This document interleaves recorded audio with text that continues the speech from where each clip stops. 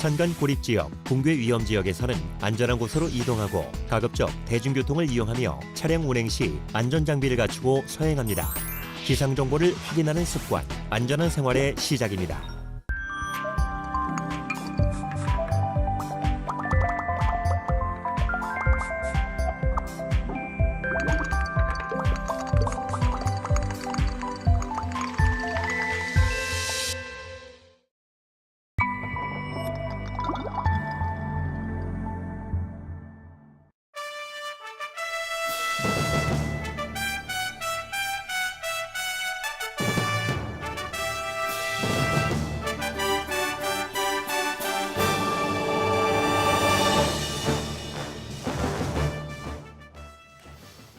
네, 여러분 안녕하십니까. 잠시 후인 오전 10시부터 청와대에서 문재인 대통령의 신년 기자회견이 시작됩니다. 기자회견이 시작되면 현장 바로 연결하겠습니다. 연결하기에 앞서 취재 기자와 잠시 이야기 나눠보겠습니다. 정치부 고정현 기자 나와 있습니다.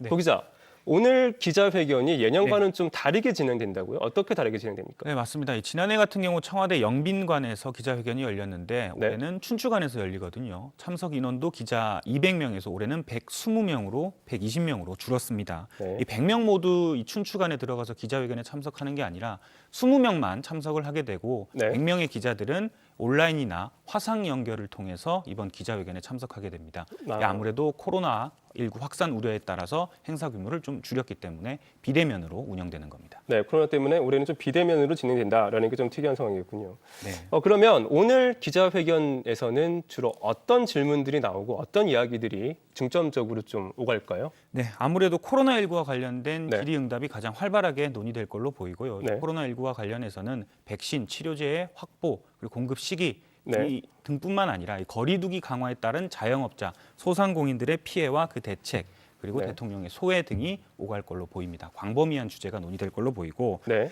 그리고 일주일 전 신년사에서 문재인 대통령이 사면 이야기를 일절 꺼내지 않았거든요. 그랬죠. 하지만 이 나흘 전 14일에 박근혜 전 대통령에 대한 대법원 확정 판결이 난 만큼 네. 이 기자들이 이명박, 박근혜 전직 두 대통령 사면에 대한 문재인 대통령의 속내를 끄집어내기 위해서 다양한 질문을 쏟아낼 걸로 보입니다. 그리고 얼마 전에 신년사에서 대통령이 처음으로 이제 지금 이야기 나누는 중에 지금 대통령이 기자회견장에 모습을 드러냈습니다. 지금 현재 이제 기자들을 상대로 인사를 하고 이제 박수를 치면서 자리에 앉고 있습니다. 현장 연결해서 들어보시죠. 국민소통수석 정만호입니다. 오늘 신년 기자회견은 코로나19로 인해서 현장과 온라인 화상 연결을 결합한 새로운 방식으로 진행합니다. 현장 참석 인원을 최소화해서 이곳 춘추관에 20분 그리고 화상으로 100분의 언론인이 참석하셨습니다. 질의응답은 대통령께서 직접 진행을 하시고 번호를 호명하는 방식으로 질문자를 지목하겠습니다. 질의하실 때는 번호가 적힌 팻말을 잘 보이게 들어주시기 바랍니다. 질의응답은 방역, 사회, 정치, 경제, 외교, 안보 이렇게 3개 분야로 나누어 진행을 합니다. 분야별 질의응답이 끝나면 온라인 채팅 질의가 이어집니다. 채팅 질의는 이번에 처음으로 시도하는 것입니다. 인원 제약 때문에 현장이나 화상으로 참여하지 못한 기자들을 대상으로 실시간으로 질문을 받아서 진행하게 됩니다. 그러면 지금부터 본격적인 질의응답에 들어가겠습니다. 진행은 대통령께서 직접 해주시겠습니다. 지정을 받은 분은 소속과 성명을 밝히시고 질문해 주시기 바랍니다. 대통령님 시작해 주십시오. 예, 여러분 반갑습니다. 코로나 상황 때문에 꽤 오랫동안 기자회견을 하지 못했습니다.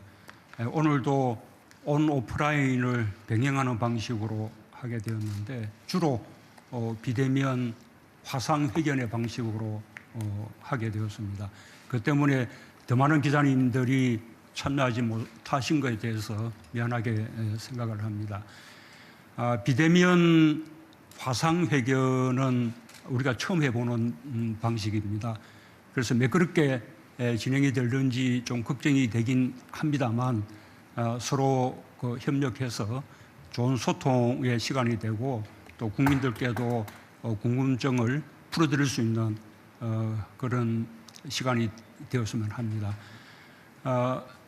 지난번에 신년사를 먼저 말씀드렸기 때문에 오늘은 특별히 모두 말씀을 따로 말씀드리지 않고 우리 기자님들 질문 시간을 늘리기 위해서 곧바로 질문에 들어가겠습니다. 화면이 작게 쪼개져 있기 때문에 저는 좀 개인적으로 좀 식별하기가 어려워서 부독불 번호로 이렇게 좀 지명을 해야 될 것 같습니다. 그 점을 양해를 해 주시기 바랍니다. 우선 첫 질문자는 우리 춘추관 기자회견의 오랜 관행에 따라서 우리 기자님들의 간사 역할을 맡고 있는 우리 한국경제신문의 김형호 기자에게 먼저 이렇게 부탁을 드리겠습니다. 대통령님 안녕하십니까? 청와대 기자단 총간사를 맡고 있는 한국경제신문 김용호 기자입니다. 먼저 기자단을 대표해서 새해 복 많이 받으시라는 새해 인사를 전하겠습니다. 유례가 없는 온오프라인 신년 기자회견에서 보듯이 올 한 해 동안 코로나19로 온 국민이 어려움을 겪었습니다. 새해에는 다 같이 노력해서 코로나를 극복하고 일상으로 돌아가는 원년이 되었으면 하는 간절한 바람입니다.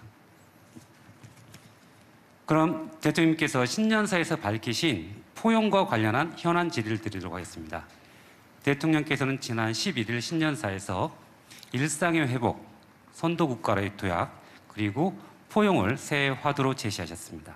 특히 이 가운데 포용을 두고는 이명박, 박근혜 두 전직 대통령의 사명과 연계한 전망이 이어지고 있습니다. 이낙연 더불어민주당 대표도 사면 건의 가능성을 언급한 데다 지난 14일에는 박 전 대통령에 대한 대법원의 최종 판결이 완료되면서 이에 대한 관심이 더욱 높아지고 있는 것 같습니다. 연초부터 이어지고 있는 두 전직 대통령의 사면에 대한 대통령의 입장을 부탁드리겠습니다.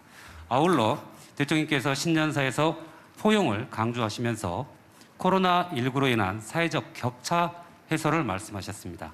그런데 최근 우리 사회는 주택가격 급등으로 인한 부동산 양극화가 사회적 격차를 확대하는 또 다른 불안 요인이 되고 있습니다. 물론 대통령께서 신년사에서 주거 불안 문제에 대해서 송구하다는 입장을 밝히면서 올해는 특히 공급 확대에 역점을 두시겠다고 말씀하셨습니다. 이는 지난해 신년사에서 투기 억제를 강조하셨던 부분과 크게 달라진 것인데요.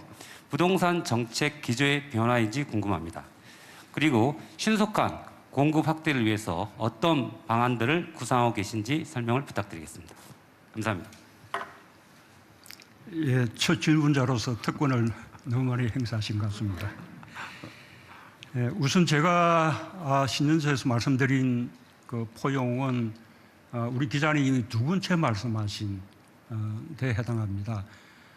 우리가 올해는 이 코로나 위기를 극복하고 빠르게 일상과 우리 경제를 회복해야 하는데 이 경제 회복에 있어서 그냥 단순한 회복을 넘어서서 코로나 시대에 더 이렇게 벌어지게 돼 있는 양극화, 격차 또는 불평등을 해소하는 그런 포용적인 회복이 중요하다라는 말씀에서 포용이라는 것을 특별한 독립된 그런 주제로 말씀을 드렸던 것입니다.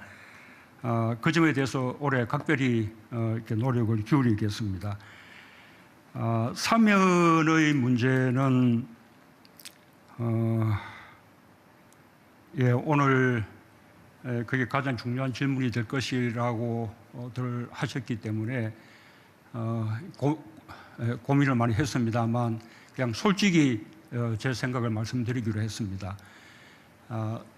두 분의 전임 대통령이 지금 수감되어 있는 이 사실은 국가적으로 매우 불행한 사태입니다. 또한 두 분 모두 연세가 많고 또 건강이 좋지 않다라는 말도 있어서 아주 걱정이 많이 됩니다. 그래도 지금은 사면을 말할 때가 아니다라는 생각입니다. 재판 절차가 이제 막 끝났습니다. 엄청난 국정농단 그리고 권력형 비리가 사실로 확인됐고 그 국정농단이나 권력형 비리로 국가적 피해가 막심했습니다. 우리 국민들이 입은 고통이나 상처도 매우 큽니다. 그래서 법원도 그 사안의 중대성을 감안해서 대단히 엄하고 무거운 그런 형벌을 선고했습니다. 그런데 그 선고가 끝나자마자 돌아서서 사면을 말하는 것은 저는 비록 사면이 대통령의 권한이긴 하지만 대통령을 비롯해서 정치인들에게 그렇게 말할 수 있는 권리는 없다고 생각을 합니다. 하물며 과거의 잘못을 부정하고 또 재판 결과를 인정하지 않는 차원에서 사면을 요구하는 이런 움직임에 대해서는 국민들의 상식이 용납하지 않을 것이라 생각하고 저 역시 받아들이기가 어렵습니다.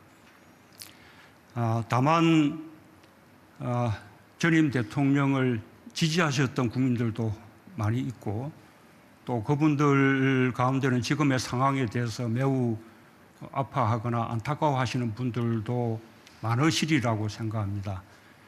그런 국민들의 아픔까지도 다 아우르는 그런 사면을 통해서 국민 통합을 이루자라는 의견은 충분히 경청할 가치가 있다고 생각합니다.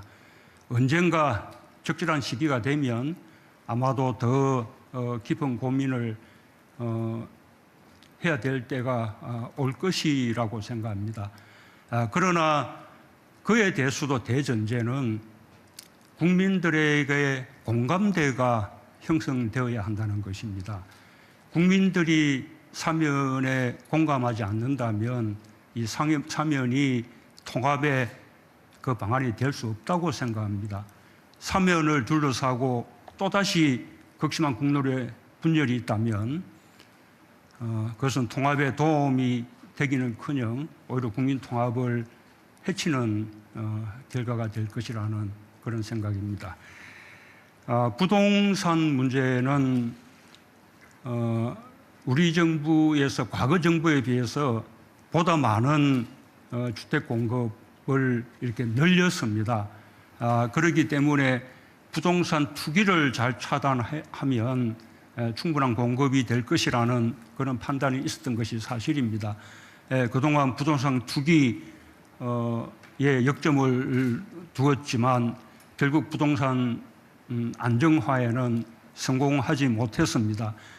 근래 그 연유를 생각해 보니 한편으로는 다른 나라들과 마찬가지로 아주 시중의 유동성이 아주 풍부해지고 또 저금리인 그래서 부동산 시장으로 자금이 몰리게 돼 있는 그런 상황에 더해서 작년 할해 우리나라 인구가 감소를 했는데도 무려 61만 세대가 늘어났습니다. 이 예전에 없던 세대수의 증가입니다. 그 연유는 앞으로 좀 더 분석해 봐야 합니다. 그렇게 이렇게 세대수가 급증하면서 우리가 예측했던 그 공급의 그 물량에 대한 수요가 더 초과하게 되고 그것으로 결국 공급 부족이 이 부동산 가격의 상승을 부추긴 그런 측면도 있다고 생각합니다. 그래서 정부는 기존의 투기를 억제하는 기조는 그대로 유지하면서 부동산 공급에 있어서 특단의 대책을 마련하려고 합니다. 그 대책에 대해서는 앞으로 지금 국토부가 방안을 만들고 있기 때문에 신임 변창흠 장관이 설 전에 발표할 계획으로 있습니다. 대충 개요만 말씀드리면 우리 그 수도권 특히 서울 시내에서 우리 공공 부분의 어떤 참여와 주도를 더욱더 이렇게 늘리고 또 인센티브를 강화하고 또 절차를 또 크게 단축하는 방식으로 공공재개발 그리고 또 역세권 개발, 그리고 또 신규 택지의 가감한 개발 등을 통해서 시장이 예상하는 수준을 훨씬 뛰어넘는 그런 부동산의 공급을 특별하게 늘림으로써 이 공급이 부족하다는 것에 대한 국민들의 불안을 일거에 해소하자라는 것에 목적을 두고 있습니다. 저도 기대가 됩니다. 그 발표를 함께 기다려 주시기 바랍니다. 다음은 화면 쪽으로 영상으로 가겠습니다. 66번 기자님 부탁드릴까요?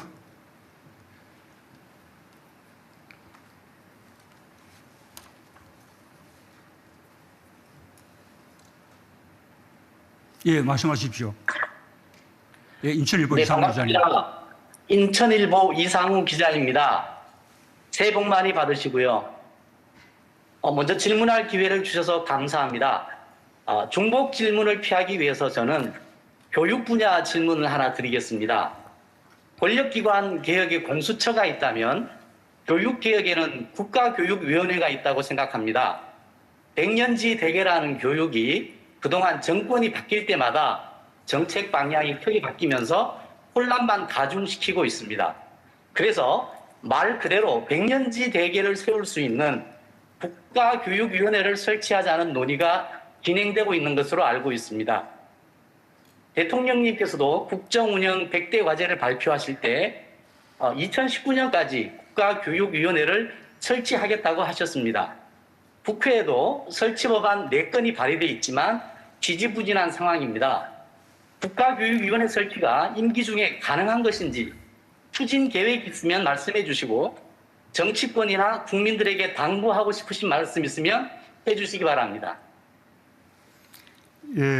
국가교육위원회는 저의 공약이기도 합니다. 그리고 차근차근 준비를 해가고 있습니다. 그동안 국가교육회의를 설치해서 국가교육정책의 기본 방향을 정하면서 국가교육위원회의 출범을 준비를 해왔습니다. 아마도 금년 중 출범을 좀 더 본격적으로 구체적인 방안까지 제시하고 아마 실행까지 나가게 되지 않을까 생각합니다. 물론 국회의 입법과 함께 가야 되기 때문에 국회와도 긴밀히 소통하면서 협의해 나가겠습니다. 과거에 이 교육부를 아예 없애거나 또는 교육부의 기능을 최소화하면서 국가교육위원회가 교육 정책과 행정의 전반을 담당하게 하자라는 논의도 있었습니다만 그렇게 일부에 변화하는 것은 어려운 일이라고 생각합니다. 우선 국가교육위원회가 국가교육정책의 어떤 기본 방향, 또 기본적인 정책들을 논의해서 결정하는 역할을 하고 그다음에 교육부가 그것을 실행해 나가는 그런 체제로 점진적으로 접근하려고 합니다. 지금 국민들께 당부드리고 싶은 것은 우리 교육의 그 선진화가 그런 차원에서 국가교육위원회가 논의가 되어 왔습니다만 지금은 이제 그 점도 중요하지만 못지않게 중요한 현안이 된 것이 이 코로나 상황 속에서 주로 이제 비대면 수업 위주로 진행되다 보니 교육의 격차가 더 크게 그렇게 다가오게 되고 특히 취약계층들의 교육 격차가 심각해지고 있습니다.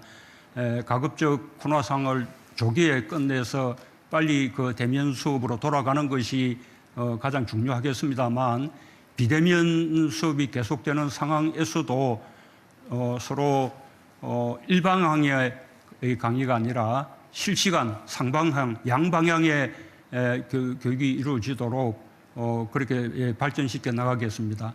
또한 이 비대면 수업으로부터 수업에 접근하지 못하는 이런 디지털 격차 이런 것을 해소시키는 데도 총력을 다하겠습니다. 학부모님들 평가도 작년 1학기보다는 2학기에 많이 나아졌다는 평가를 받았습니다. 이 코로나 시대 교육 격차를 줄여 나가는데도 정부가 최선을 다하겠다는 말씀을 다시 한번 드립니다.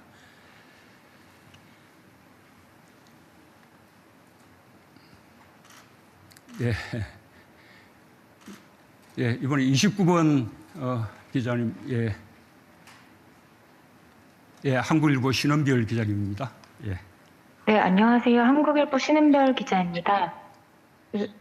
추미애 법무부 장관이 윤석열 검찰총장에 대해서 징계안 청구한 이후에 국민들 관심은 높아졌는데 대통령님과 언제 어떤 방식으로 좀 무슨 논의가 오갔는지에 대해서는 크게 알려진 바가 많지 않았는데요.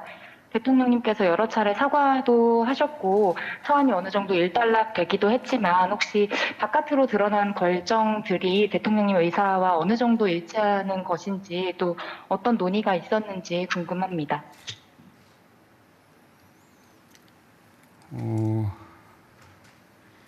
예, 우선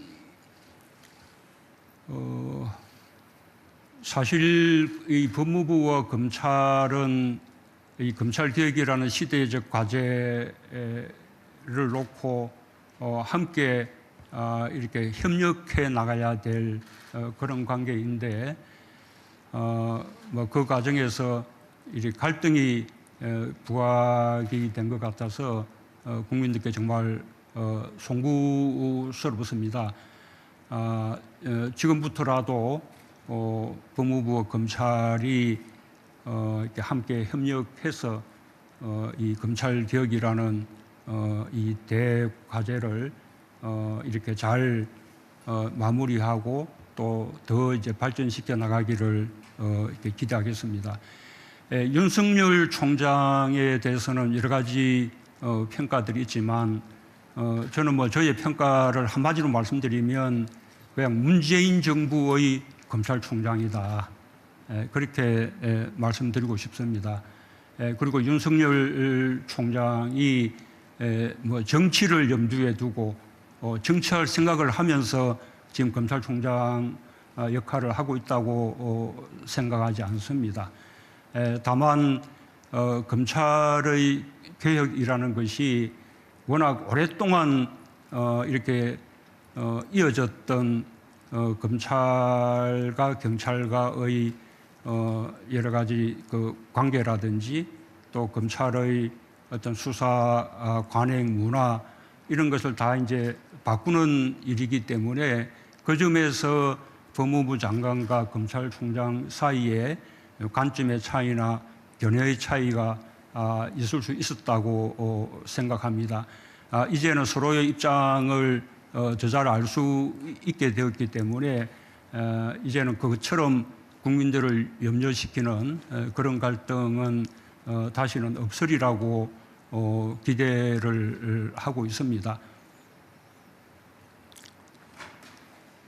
예, 우리 3번 기자님, 예.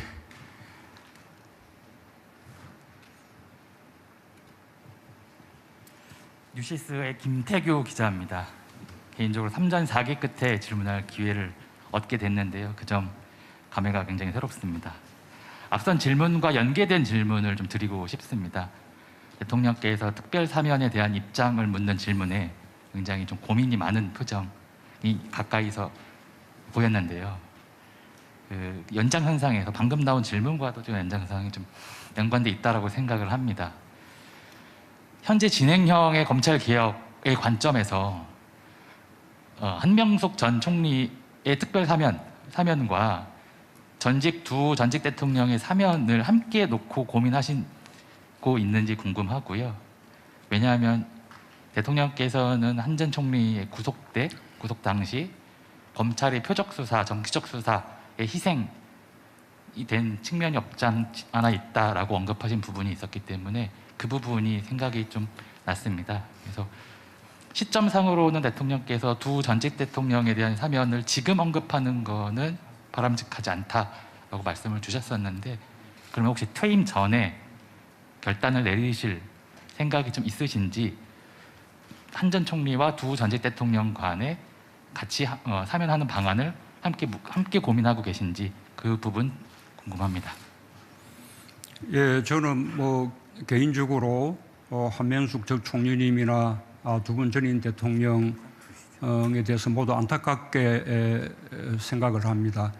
그러나 제가 개인적으로 안타깝게 생각한다는 것과 또 대통령의 사면권 행사는 엄연히 다르다고 생각합니다. 대통령의 사면권도 국민들로부터 위임받은 것이기 때문에 대통령이 마음대로 이렇게 할 수 있는 것이 아니라고 생각합니다. 아직까지는 그 정치인 사면에 대해서 검토한 적이 없습니다. 앞으로 어떻게 될지는 지금으로서 미리 말하기는 어렵습니다.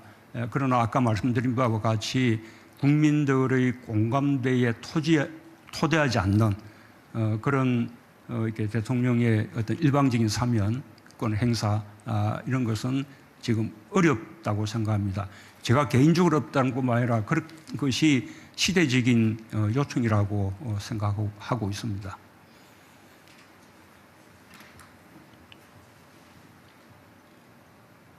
예, 지금 원래는 이게 어떻게 방역 이런 부분 먼저 질문하시게 됐는데 우리 첫 테이프를 정치로 끊으시는 바람에 쭉 정치 질문이 이어졌습니다만 다시 좀 방역으로 이렇게 돌아갔으면 좋겠고요.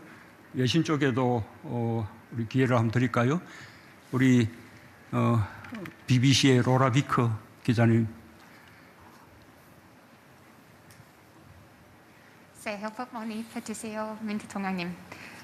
In English, I think this time.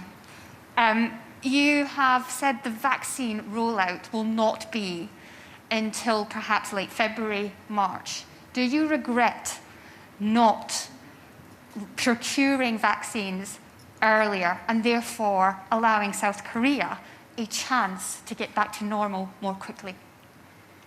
대통령님 안녕하십니까? 저는 BBC의 로라 비커 지국장입니다. 대통령님께서 백신을 2월 말 3월 초에 보급이 가능할 것이라고 말씀하신 바가 있습니다. 한국이 조금 더 빨리 백신을 확보해서 일상생활로 돌아갈 수 있었을 텐데 이 결정에 대해서 혹시 후회하신 점이 있는지 여쭙고 싶습니다.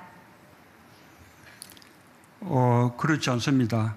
지금 그 백신은 충분히 빨리 도입되고 있고 또 충분한 물량이 확보가 되었습니다. 여러 가지 처음 개발되는 백신이기 때문에 여러 백신을 이렇게 고르게 구입함으로써 위험도 분산시켰습니다. 또 백신 접종에 시간도 걸리고 또 백신의 유통기간도 있기 때문에 분기별로 순차적으로 도입을 해서 2월부터 시작해서 대체로 한 9월까지는 접종이 필요한 국민들의 1차 접종까지는 다 마칠 계획이고 그쯤 되면 대체적으로 집단 면역이 형성될 거라고 생각합니다. 그리고 일부 남은 2차 접종 그리고 또 접종에서 누락된 분들 이런 분들이 또 4분기에 이렇게 이제 접종을 마저 이제 하면 늦어도 11월에는 집단 면역이 거의 완전하게 형성될 거라고 생각합니다. 이런 접종의 시기라든지 그다음에 집단 면역의 형성 시기 이런 면에서 다른 나라들하고 비교해 보면 한국은 결코 늦지 않고 오히려 더 빠를 거라고 생각을 합니다. 지금 백신 첫 접종이 2월 말 또는 3월 초 이렇게 될 거라는 것은 우리 방역 당국이 이미 이제 밝힌 바가 있는데 지금으로서는 코박스 물량이 가장 먼저 들어올 가능성이 있습니다. 그렇게 될 경우에는 백신이 들어오는 시기와 접종의 시기가 조금 앞당겨질 가능성도 있는 것으로 보고를 받고 있습니다. 물론 아직 협의 중이기 때문에 확정된 것이 아닙니다. 저는 가능성이라고만 말씀을 드리겠습니다. 구체적인 내용은 방역 당국에서 상세한 백신 접종 계획을 세워서 국민들께 보고를 드릴 것입니다. 국민들께 한 가지 당부 말씀을 드리자면 정말 지금 어려운 시기를 이렇게 견디고 계십니다. 그러나 오늘 확진자 수가 300명대로 내려왔듯이 지금 3차 유행이 꺾이고 있는 것은 분명합니다. 이번 한 주 동안 거의 400명대 또는 그 이하로 유지할 수 있다면 방역의 단계도 조금 더 이렇게 완화도 할 수 있을 것이라고 그렇게 기대하고 있습니다. 긴장을 놓치지 마시고 조금만 더 이 시기를 견뎌주시고 이겨내 주시면 바로 다음 달부터는 우리가 백신 접종을 시작할 수 있고 또 그에 앞서 치료제도 사용을 할 수 있기 때문에 우리가 세계 어느 나라보다도 앞서서 방역에서 성공을 거두고 위기를 극복하는 그래서 일상과 경제를 빠르게 회복시킬 수 있는 나라가 될 수 있을 것이라고 그렇게 생각합니다. 국민들께 조금만 더 힘을 내 주십사라는 당부 말씀을 드리겠습니다.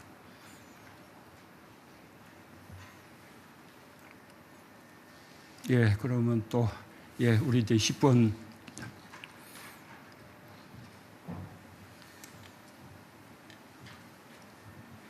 안녕하십니까. 아주경제신문의 김봉철 기자라고 합니다. 다른 질문은 아니고요. 최근에 그 16개월 된 여자 아이가 그 양부모의 학대에 못 이겨 세상을 떠나는 일이 발생해서 전 국민적인 공분을 사고 있습니다. 이후에 대통령님께서도 관련 지시를 하셨고 국회에서 관련 방지법들이 통과가 됐지만 미흡하다는 지적이 나오고 있는데요. 매번 이런 사건이 나올 때마다 그 관련 법들이 급하게 심사가 되고 졸속 입법이라는 이런 지적이 좀 나오고 있습니다. 이 같은 악순환을 좀 막을 수 있는 해법이 있으시다면 좀 말씀해 주시면 감사드리겠고요. 또 아동학대 사건뿐만이 아니라 특정 사건이 있을 때 피해 당사자의 이름이 붙어서 법안명이 이름 지어지는 그런 경우들이 발생하고 있는데요.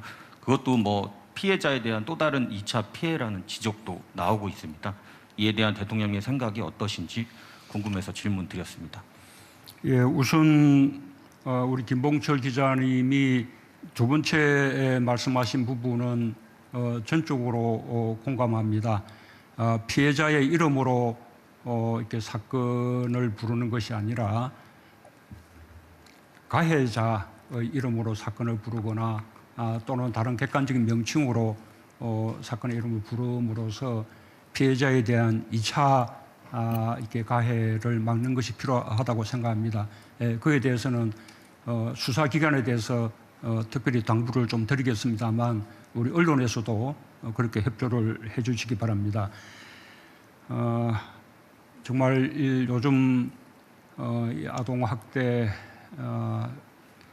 또 그렇게 해서 죽음에까지 이르게 되는 그런 사건들을 보면서 정말 마음이 아픕니다.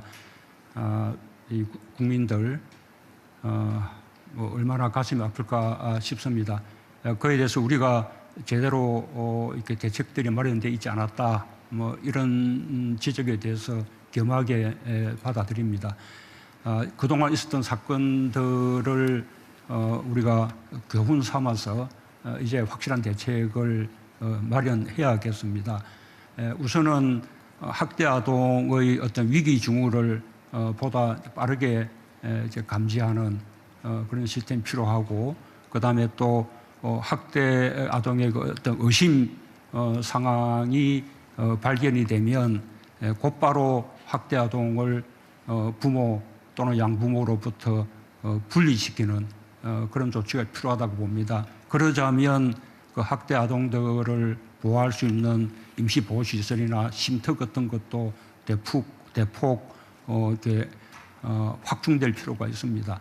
그리고 또 그 문제를 전담할 수 있는 전문성이 있는 아동학대 전담 공무원을 작년부터 이렇게 설치하기 시작했는데 그 숫자를 대폭 늘려야 할 필요가 있고 그 공무원을 중심으로 경찰과 학교 또는 그 의료계 또는 시민사회, 아동보호기관 이런 종합적인 이런 논의 시스템을 마련해야 할 것이라고 그렇게 생각합니다.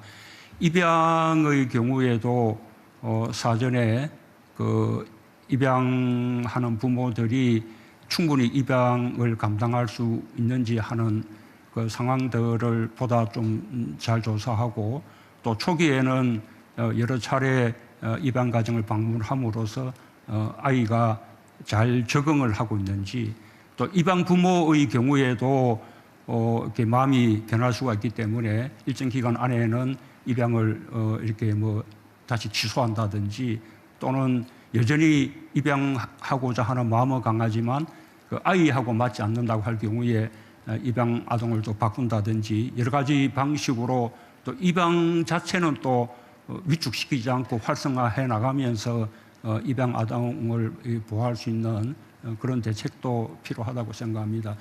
지금 국회에서 활발하게 법안들이 제출되어 있기 때문에 그 국회와 협의해서 아주 그 필요한 어떤 대책들을 조기에 마련하도록 하겠습니다. 예, 위로 올라가서요. 예. 21번 기자님. 예.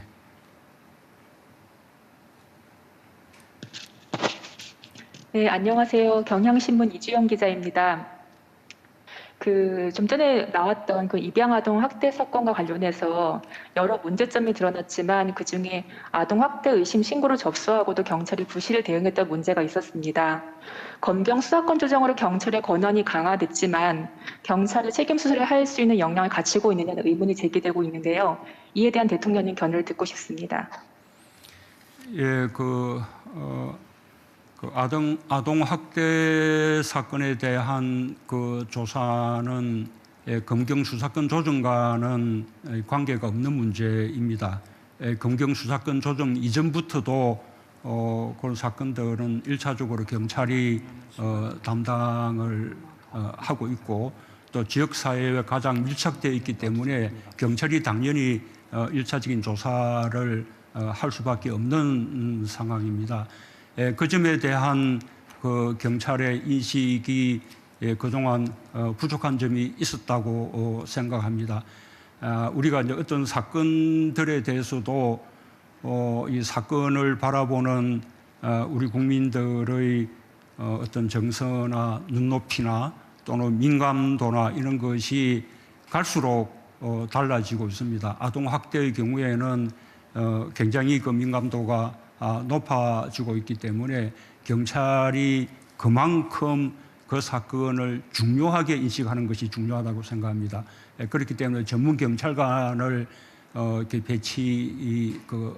배치함으로써 그 전문 경찰관이 아까 아동 학대 전담 공무원과 또 지역사회의 아동 보호기관 등과 함께 이렇게 연계를 하면서 학대 아동을 보다 조기에 발견하고 또 학대 아동이 신고될 경우에 적절한 조치를 취할 수 있도록 그렇게 준비를 더 강화시켜 나가겠습니다. 예, 50번 기자님. 예. 네, 안녕하세요. 연합뉴스 설승인 기자라고 합니다. 대통령님, 저는 그 감사원 관련해서 좀 여쭙고 싶습니다. 지금 여권을 중심으로 월성 원전에 대한 감사원 감사나 검찰 수사가 정치적 성격을 띠고 있다는 비판이 제기되고 있는데요. 나아가서 감사원이 정부의 탈원전 정책 수립 과정까지 감사하는 것은 월권이라는 지적도 일각에서 나오고 있습니다. 근데 반대편에서는 여권의 지나친 압박이 오히려 감사원의 독립성을 해치는 거 아니냐 이런 지적도 나오는데요. 대통령께서는 감사원의 월성원전 감사 그리고 검찰의 관련 수사를 어떻게 바라보고 계신지 궁금합니다. 그리고 여기에 덧붙여서 대통령님께서는 지난 2017년에 최재형 감사원장 임명을 하실 때 어떤 외압에도 흔들리지 않는 성품, 감사 공정성을 높일 적임자라고 평가하신 바가 있는데요. 지금도 이제 임명 3년이 조금 넘었는데 지금도 그 생각에는 변함이 없으신지 그것도 궁금합니다. 예, 지금 월성 원전에 대한 그 지금의 그 감사는 지난번 1차 감사는 국회 그 상임위원회의 감사 그 요청 의결이 있었습니다. 그에 따라서 이루어진 감사였고 이번의 또 감사는 이 공익감사 청구가 있었기 때문에 그에 따라서 최소한의 범위에서 감사가 이루어지는 것으로 알고 있습니다. 저는 감사원의 감사가 정치적 목적의 감사라고 그렇게 생각하지 않습니다. 또 감사원이 정치적 목적으로 감사를 해서도 안 된다고 생각합니다. 검찰의 수사도 당시 감사원으로부터 수사기관으로 이첩된 데 따라서 이렇게 수사가 이루어진 것이지 그 이상으로 이 정치적 목적의 수사가 이루어졌다고 그렇게 생각하지 않습니다. 그리고 감사원의 어떤 독립성 또 검찰의 그 중립성을 위해서 감사원의 감사나 또 검찰의 수사에 대해서 일체 개입하지 않는다는 그 원칙은 지금까지 철저하게 지키고 있다고 자부하고 있습니다.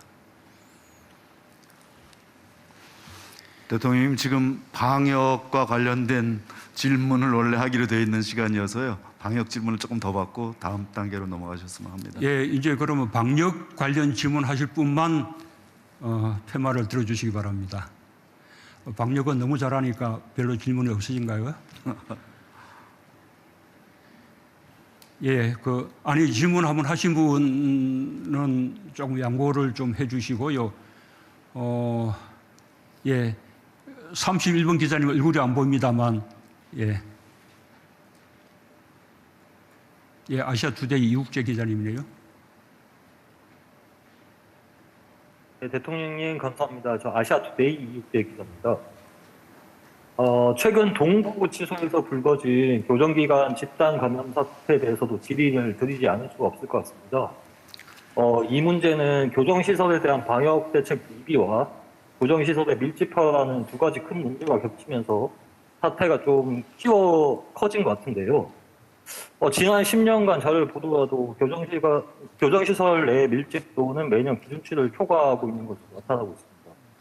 이 문제에 대한 어떤 해결 방안 같은 게 있으신지, 아니면 앞으로 어떤 대책이나 지자체의 협조를 좀 구해야 되는 문제도 있을 텐데 이 부분에 대한 준비가 있으신지 궁금합니다.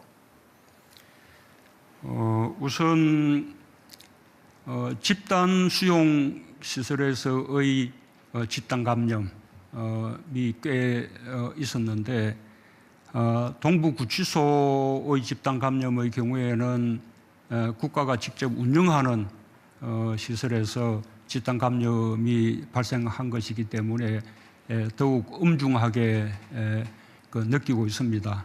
그래서 법무부 장관과 또 그 방역 당국이 이미 국민들께 사과를 드린 바도 있습니다. 이런 교도소 같은 수용시설에서 집단 감염이 발생하는 것은 다른 나라에도 여러 사례들이 많이 있었습니다. 약간의 특수성이 있다고 생각합니다. 확진자가 발생할 경우에 그분들이 구속되어 있는 수감자 신분이기 때문에 쉽게 민간 병원으로 아니 일반 병원으로 격리한다거나 또는 생활치료시설로 또 격리하는 이런 것이 조금 어렵습니다. 그래서 자체 시설 내에서 격리 조치를 취하는 방식으로 해결하려고 하다 보니 그것이 감당이 안 돼서 대규모 확산으로 번진 것이라고 봅니다. 처음부터 좀 더 비상한 그런 대책을 세웠으면 좋았겠다는 그런 아쉬움이 있습니다. 어쨌든 이번 이 동부구치소 집단 감염을 통해서 우리 이런 구치소나 이런 교정시설이 정원을 초과해서 너무 이렇게 과밀된 그런 상황이라는 것이 드러났고, 또 시설 내에서 층별로 이렇게 격리를 하는 이런 이제 방식으로는 확산을 막기 어렵기 때문에 확진자가 발생하면 보다 조기에 확진된 사람들과 그 접촉자들, 그리고 또 보다 안전한 분들을 확실히 분리하는 조치, 이런 것이 필요하다는 그런 이제 교훈도 얻게 되었습니다. 지금은 이제 동부구치소의 확산이 거의 이제 좀 수그러든 상황입니다만, 이번 사건을 교훈으로 삼아서 앞으로 이런 집단 어떤 교정 시설에서 지금 같은 이런 대규모 확산이 생기지 않도록 정부가 만전을 기하겠습니다. 예, 오른쪽 100번 기자님. 예. 네, 안녕하세요, 대통령님. 홍콩 피닉스 TV 김지연입니다. 질문할 기회를 주셔서 감사드립니다. 작년 코로나19 이후에 전 세계 외교가 빗장을 걸어 잠근 상황 속에서 한중 양국은 방역, 구호물품, 한중 패스트트랙 등으로 서로 협력을 해왔는데요. 올해 한중 관계 발전을 위해서 대통령님께서는 어떤 구상을 갖고 계신지 궁금합니다. 또한 코로나 상황과 관련해서 한중 간에 더 협력할 수 있는 것이 있다면 어떤 것이 있을지도 말씀 부탁드리고요. 시진핑 국가주석 방안에 관련해서 구체적인 계획 있으면 함께 말씀 부탁드립니다. 감사합니다. 예, 나중에 그 외교안보 분야 질문 순서가 따로 있는데 또 먼저 질문을 이렇게 해 주셨습니다. 우리로서는 한미 관계, 그다음에 한중 관계 모두 중요합니다. 한미 관계는 우리 그 외교 안보에 있어서 특별한 동맹 관계입니다. 그리고 또 그 외교 안보에 국한되지 않고 요즘 경제, 또 문화, 또 이게 보건 협력, 이런 아주, 그리고 또 기후 변화 같은 글로벌 협력, 이런 다양한 분야의 협력까지 이렇게 나아가는 포괄 동맹으로 이렇게 발전을 하고 있습니다. 한미 관계의 중요성에 대해서는 뭐 더 말씀드릴 필요가 없을 것이라고 생각하고요. 한중 관계도 매우 중요합니다. 우리나라로서는 최대의 거역 국가이고 또 한반도 평화 정진을 위해서 협력해 나가야 될 그런 관계입니다. 또 근래에는 환경 분야 협력도 매우 중요해졌습니다. 그래서 한중 관계 발전을 위해서도 계속 노력해 나가겠습니다. 시진핑 주석의 방안은 작년에 한번 추진이 되었었는데 코로나 상황이 나빠져서 이렇게 성사되지 못했습니다. 올해 코로나 상황이 안정되고 여건이 갖추는 대로 조기 방안이 실현될 수 있도록 그렇게 노력을 해 나가겠습니다. 이런 코로나와 관련해서는 중국뿐만 아니라 또 이웃나라 일본, 그리고 또 위에 북한, 그리고 또 필요하다면 동북아 전체가 이런 우리 사람 감염병뿐만 아니라 뭐 조류독감이라든지 아프리카 돼지 열병이라든지 구제역이라든지 이런 가축 감염병 부분에 있어서도 서로 이어져 있는 국경을 이렇게 접하고 있는 그런 관계에 있기 때문에 함께 공동의 협력이 필요하다고 생각합니다. 중국과의 협력에도 더더욱 관심을 가지고 더 발전시켜 나가도록 하겠습니다. 자, 이번엔 진짜 박력으로 예,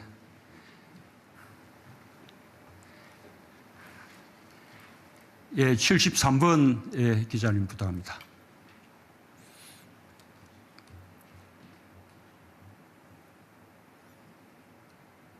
대통령 안녕하십니까. EBS 황대훈 기자입니다. 아까 전에 나왔던 질문에서 좀 연계된 질문으로 드리고자 합니다. 지난 한 해 동안 이 교육과 보육 현장에서 가정돌봄과 원격 교육이 진행되면서 말씀하신 대로 학력 격차도 많이 벌어졌고 또 정인인 사건과 아동 학대가 더 수면 아래로 가라앉는다는 지적도 나오고 있는데요. 결국 등교 수업을 늘려야 해결될 문제 같은데 올해 등교 수업을 안전하게 늘릴 수 있는 대책 어떻게 준비하고 계신지 질문 드리겠습니다. 예, 우리 EBS 황대웅 기자님이었는데 우리가 코로나 상황 때문에 부득이 그 비대면 원격 수업을 하게 되었을 때 전국 단위의 그 원격 수업이 가능하게 되었던 것은 당시 EBS의 협력 덕분이 아주 컸습니다. 감사를 드립니다. 아마도 전국 단위의 원격 수업을 그렇게 전체 아동을 대상으로 할 수 있는 나라는 아마 우리가 세계에서 처음이 아닌가 싶습니다. 어쨌든 그런 원격 수업은 등교 수업이 이루어지지 않기 때문에 맞으면 부득이 선택하는 그 대안이고 그다음에 좀 더 우리가 상황이 정상화된다면 대면 수업을 좀 더 보완하는 방법으로 이렇게 활용할 수는 있겠지만 이 원격 수업 자체가 근본적인 대안이 될 수는 없다고 생각을 합니다. 최대한 코로나 상황을 빨리 극복해서 아이들이 학교에 등교해서 대면 수업을 할 수 있는 것이 그만큼 아이들에 대한 교육의 효과도 노리고 또 아이들의 사회성도 이렇게 늘려주고 부모들의 돌봄 부담도 덜어주는 그런 근본적인 방법이라고 생각합니다. 제가 아까 말씀드린 바와 같이 이번 3차 유행을 조속히 끝내고 이제는 치료제와 백신까지 함께 활용할 수 있는 그런 이제 시기가 됨으로써 이런 이제 원격 수업이 중심이 되는 그 시대가 빨리 끝내기를 기대하고 있습니다. 뿐만 아니라 또 부득이 원격 수업이 또 계속되는 경우에 있어서도 그로 인해 생기는 교육 격차를 최대한 막고 또 그 아이들의 이 돌봄 문제가 해결될 수 있도록 이 공보육과 공돌봄 또 온종일 돌봄 같은 이런 또 돌봄을 획기적으로 늘림으로써 부모들의 돌봄에 대한 부담을 들어주고 아이들이 돌봄 밖에서 방치되는 일이 없도록 정부가 최선을 다하겠습니다. 예, 대통령님 이제 시간이 많이 흘렀습니다. 다음 정치 경제 분야로 좀 넘어갔으면 합니다.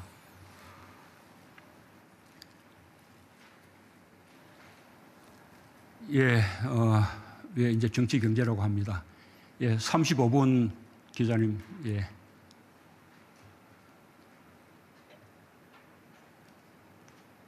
네, SBS 문준모 기자입니다. 정치 경제로 넘어가기 전에 꼭 드려야 될 질문 같은데 안 나온 것 같아서 한 말씀 드리겠습니다. 이 백신 부작용 문제를 그냥 빼고 넘어갈 수가 없는데 지금 외국에서 그 백신 부작용 사례가 보고되면서 그 우리나라에서도 부작용에 대한 책임 보상 문제가 발생할 수 있을 것 같습니다. 외국 제약사들이 부작용 책임을 면제해달라고 요구하는 상황에서 국내 보상 제도가 제대로 갖춰져 있느냐 이런 우려도 많고요. 보상 대상으로 선정되기도 쉽지 않고 보상 액수도 적고 뭐 시간도 오래 걸린다 이런 얘기인데 이러면 접종해야 되냐 말아야 되냐 국민 불안이 가중될 것 같습니다. 이런 불안 어떻게 해소하실 건지 또 관련해서 부작용에 대한 안전장치를 어떻게 마련하고 계신지 말씀 부탁드립니다. 예, 우선은 이 그 문제 때문에 그 방역 당국이 백신을 도입하는 그 계약을 체결함에 있어서 대단히 신중했다는 말씀을 드립니다. 처음으로 개발되는 백신이었고 보통은 10년 이상, 빨라도 5년 이상 걸리는 그런 그 백신을 1년 이내 기간에 굉장히 패스트트랙으로 이렇게 개발한 것이어서 정부로서는 2차 임상 시험 결과 또 3차 그 임상 시험 결과 이런 것들을 지켜보면서 아주 신중하게 도입 대상을 판단하지 않을 수 없었고 또 아까 말씀드린 바와 같이 여러 가지 위험을 분산하는 그런 식의 조치도 취했습니다. 한 가지 말씀드리면 외국에서 백신 임시 승인이 났다 해서 한국에서 곧바로 사용할 수 있는 것은 아닙니다. 한국의 식약처에서 우리 한국의 기준에 따라서 안전성을 다시 심사하고 한국 식약처가 허가한 백신에 대해서 국민들에게 접종하게 되는 것입니다. 그래서 한국에서 접종이 시행되는 백신의 안전성에 대해서는 국민들께서 안심하셔도 된다라는 말씀을 드립니다. 또 한 가지 이 좋은 점은 이 백신의 접종에 있어서 생기는 여러 가지 문제점들, 심지어 부작용 사례들까지도 우리가 외국에서 이루어지고 있는 접종 사례들을 보면서 한국은 충분히 분석할 수 있게 되었고 또 그 점을 대비하면서 접종할 수 있게 되었습니다. 그 점에 대해서도 국민들께서 우리 한국의 백신 접종에 대해서 보다 신뢰도 좋다는 말씀을 드리고 싶습니다. 그러나 모든 백신은 그 부작용이 일부 있습니다. 아주 가벼운 통증으로 그치는 경우부터 시작해서 보다 심각한 부작용이 있을 수 있습니다. 그런 경우에 우리 그 한국 그 정부가 전적으로 부작용에 대해서 책임을 지게 됩니다. 그 부작용에 대해서 정부로부터 보호받지 않고 개인이 맞으면 피해를 이렇게 그냥 일방적으로 입게 되는 일이 있지는 않을까 이런 염려는 전혀 하시지 않아도 됩니다. 요약하자면 백신 접종은 무료입니다.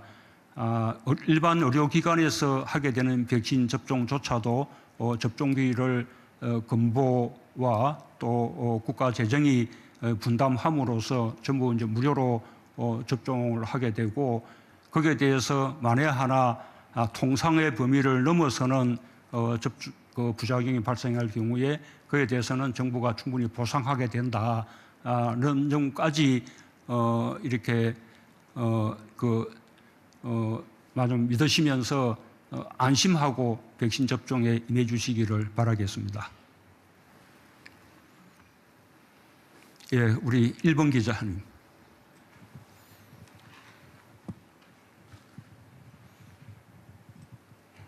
네, 7번입니다. 채널A 7번입니까? 네, 예. 채널A 자원재 기자입니다. 예, 작년에는 부동산이든 주식이든 사면 올랐던 것 같습니다. 그래서 부동산이나 주식으로 주변에서 돈을 벌었다는 사람들도 있는데요. 반면에 주변에 있는 소상공인이나 자영업자들은 빚을 내서 대출을 받아서 영업을 하거나 아니면 폐업까지도 하는 분들도 적지 않은 상황입니다. 그래서 K 양극화라는 말도 나왔는데요. 이낙연 민주당 대표께서는 그 K 양극화 현상 해결을 위해서 이익공유제라는 방안을 제안을 하셨고 여기에 대해서 찬반이 있는 걸로 알고 있습니다. 대통령께서는 그 이익공유제에 대해서 어떻게 생각하시는지 혹은 아까 포용도 말씀하셨는데 코로나로 인한 양극화를 완화하기 위한 대책이 어떤 대책이 있으신지 말씀 부탁드리겠습니다. 우선 코로나 양극화를 위해서 정부가 1차적으로 하고 있는 대책이 지금 3차례에 걸친 재난지원금이라고 할 수 있습니다. 그 밖에도 고용을 유지하기 위한 지원, 그다음에 또 고용을 또 촉진하기 위한 지원, 그리고 또 소상공인들의 다른 여러 가지 부담들을 완화시켜 주기 위한 지원, 이런 지원들을 위해서 작년에 4차례에 걸쳐서 추경을 편성한 바 있습니다. 그렇게 앞으로도 정부가 최선을 다하겠지만 재정의 역할만으로 말하자면 K 양극화를 다 막기에는 역부족이라고 이렇게 할 수 있습니다. 그런데 그렇게 코로나 때문에 피해를 입는 소상공인 자영업자 또 고용 취약계층들이 있는 반면에 코로나 성자도 있습니다. 코로나의 상황 속에서 오히려 더 기업 성적이 좋아지고 오히려 돈을 버는 그런 기업들도 있습니다. 그런 기업들이 출연해서 기금을 만들어서 코로나 때문에 고통받는 소상공인 자영업자 또는 고용 취약계층들을 도울 수 있다면 그것은 대단히 좋은 일이라고 생각합니다. 다만 그 전제는 그것을 제도화해서 이렇게 정부가 강제할 수는 없는 것이라고 생각합니다. 그것은 민간 경제계에서 어떤 자발적인 그런 움직임으로 그런 운동이 전개가 되고 또 거기에 참여하는 기업에 대해서는 국가가 강력한 인센티브를 제공하는 방식으로 권장해 나가는 그런 방식이 바람직하지 않을까 생각합니다. 그런 선례가 과거에 있었습니다. 우리 한중 FTA를 체결할 때 그 FTA가 이게 농업 또는 수산, 축산 이런 분야에는 많은 피해를 입히게 되지만 또 한중 FTA를 통해서 제조업이라든지 공산품 업체라든지 오히려 이렇게 혜택을 보는 기업들도 많이 있습니다. 그 당시에 그런 기업들과 공공 부분이 함께 기금을 조성해서 피해를 입는 농어촌 지역을 돕는 이른바 농어촌 상생협력기금이 운영된 바 있습니다. 물론 기업의 이 자발성에 근거한 것입니다. 그런 사례대로 지금 이익공유제라는 그 이름이 어떻게 붙던 그런 코로나 시대에 오히려 더 이렇게 그 돈을 버는 그런 기업들이 피해를 입는 그런 대상들을 돕는 그런 자발적인 운동이 일어나고 그 운동에 대해서 정부가 또 강력한 인센티브를 제공하고 하는 것은 매우 바람직한 일이라고 생각을 합니다. 예, 우리 오봉 기자님.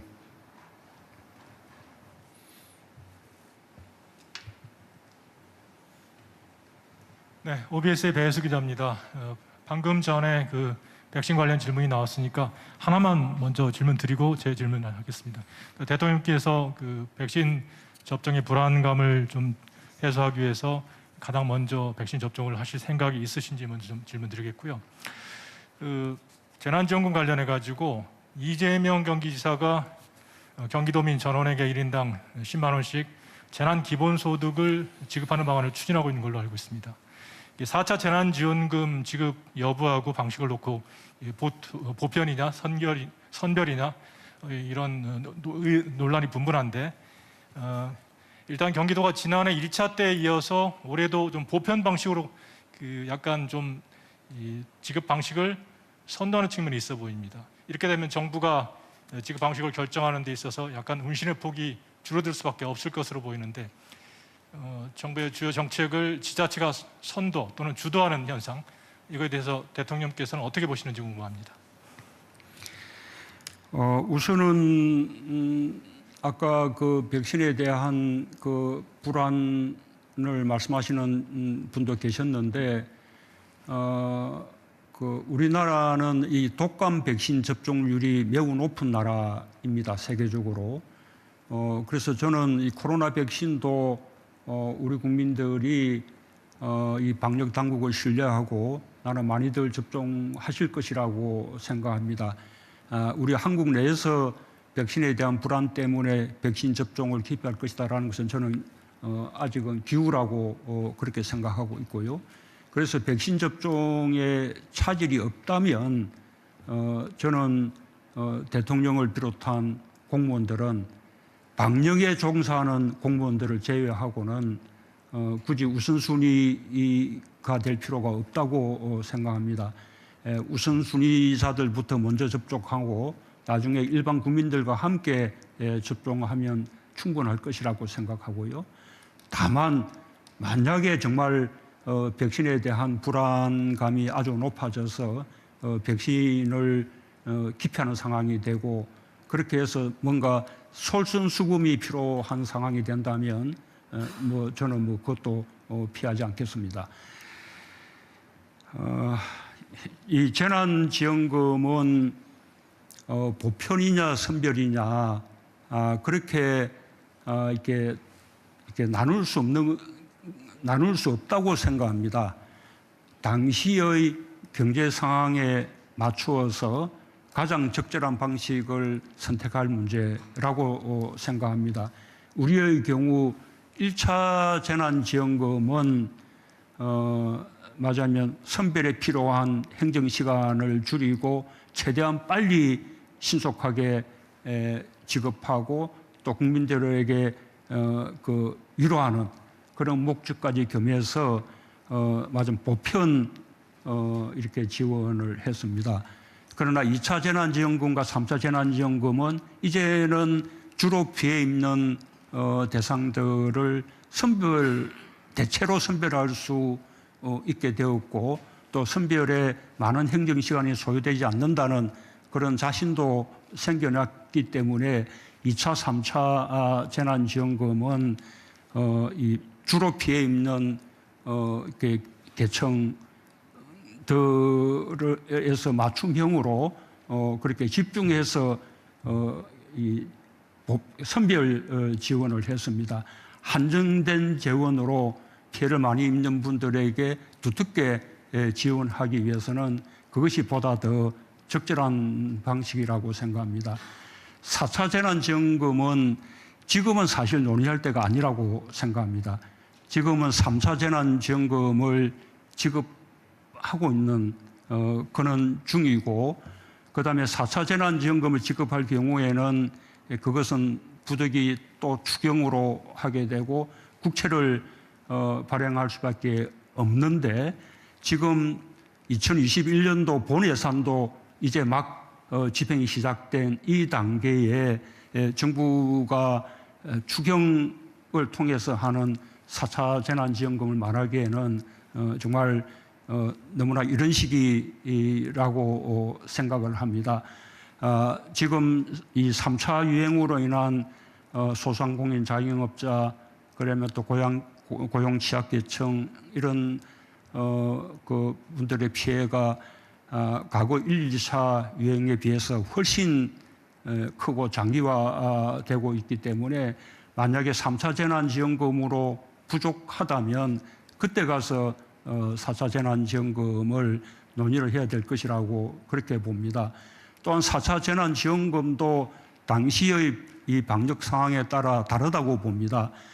지금처럼 방역이 어려운 상황이 계속되고 그다음에 계속해서 소상공인 자영업자들이 피해 입는 그런 상황이 지속된다면 저는 4차 재난지원금도 당연히 그분들에게 더욱 더 이게 두텁게 지원하는 이게 선별 지원의 형태가 너무 당연히 맞다고 생각하고요. 그것이 아니라 이제는 이제 코로나 상황이 완전히 거의 진정이 돼서 이제는 본격적인 소비 진작이나 오랫동안 고생했던 국민들에게 말하자면 사기 진작의 차원에서 뭔가 이 재난지원금을 지급하자라고 할 수 있는 상황이 된다면 그때는 보편지원금도 생각할 수 있다고 생각합니다.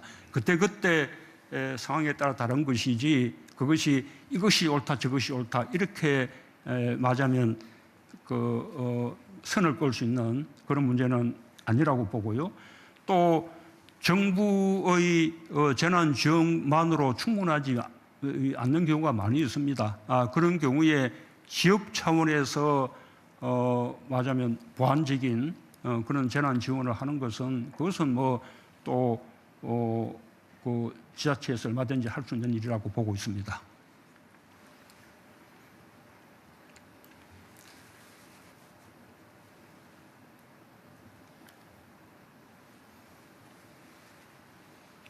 예, 101번 기자님. 예.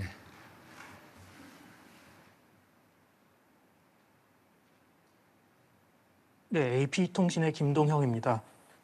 북한이 이번 당대회를 통해서 핵무력과 재래식 군사력을 더욱 확장하겠다 이런 의사를 분명히 했고 어떤 경우에도 이제 핵을 완전하게 포기할 의사는 없는 것이 좀 명확해지고 있는데 그럼 앞으로 비핵화와 관련된 논의는 어디서부터 시작을 해야 된다고 보시는지 그리고 바이든 행정부의 출범에 맞춰서 우리 정부도 방향 전환을 고민하고 있는 부분들이 있다면 되도록 구체적인 말씀 부탁드리겠습니다.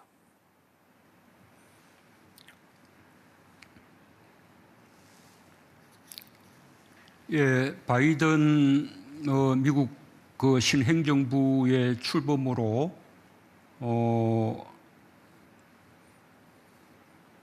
북미 대화 그리고 남북 대화를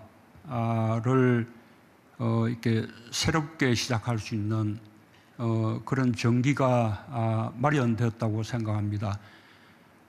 그리고 그렇게 될 경우에 그 대화는 이게 트럼프 정부에서 이루었던 성과를 개성해서 발전시켜 나가는 것이어야 한다고 봅니다. 트럼프 정부에서 있었던 싱가포르 선언은 이 비핵화와 또 한반도의 평화 구축을 위해서 매우 중요한 선언이었습니다. 물론 그것이 원론적인 선언에 그치고 그 이후에 보다 구체적인 합의로까지 나아가지 못한 것이 매우 아쉽습니다만 그 싱가포르 선언에서 다시 시작해서 보다 구체적인 방안을 이루는 그런 이 대화 협상을 해 나간다면 좀 더 속도 있게 북미 대화와 남북 대화를 해 나갈 수 있을 것이라고 생각합니다. 북한이 여러 가지 핵을 정강한다든지 여러 가지 무슨 무기 체계를 더 하겠다라는 부분도 결국은 이런 비핵화와 평화 구축의 회담이 아직 타결되지 못한 상황에서 이렇게 놓은 것이라고 생각하고요. 그런 그 비핵화를 비롯한 이 평화 체제 구축을 위한 그런 대화가 성공적으로 타결된다면 그런 부분도 다 함께 해결될 수 있는 문제라고 생각합니다. 물론 언제 될지 모르는 그 성공을 막연히 바라보면서 그냥 기다릴 수는 없는 노릇입니다. 북한의 무기 체계가 정강되는 부분에 대해서는 한미 정보 당국이 늘 면밀하게 분석을 하고 있습니다. 그리고 그에 대해서 우리 한국은 충분히 방어할 수 있는 그런 핵이나 미사일 방어 시스템을 갖추고 있습니다. 부족한 부분이 있으면 끊임없이 보완해 나갈 것입니다.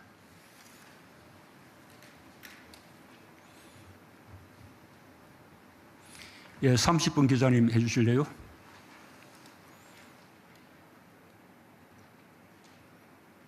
네, 안녕하세요. 한겨레 서영지라고 합니다. 아까 과거 정부보다 부동산 공급이 늘었다고 말씀하셨는데 사실 공급 대책은 최근에야 집중 발표되고 있는 상황입니다. 왜 정권 초기에는 그런 대책이 부족했는지, 그때 지었으면 지금 공급이 늘었을 거라는 지적도 있는데 당시 정책적 판단을 잘못했다고 혹시 생각하시는지 궁금합니다. 이 부동산 공급은 하루아침에 이루어지는 것이 아닙니다. 부동산 공급은 중장기 계획으로 이루어집니다. 아시는 바와 같이 우리나라는 아주 저출산 상태가 오래됐고 젊은 층들의 그 인구수가 감소하고 있지만 그럼에도 불구하고 젊은 층들이 성장하게 되면 이제 분가를 하기 때문에 세대 수는 갈수록 늘게 되어 있습니다.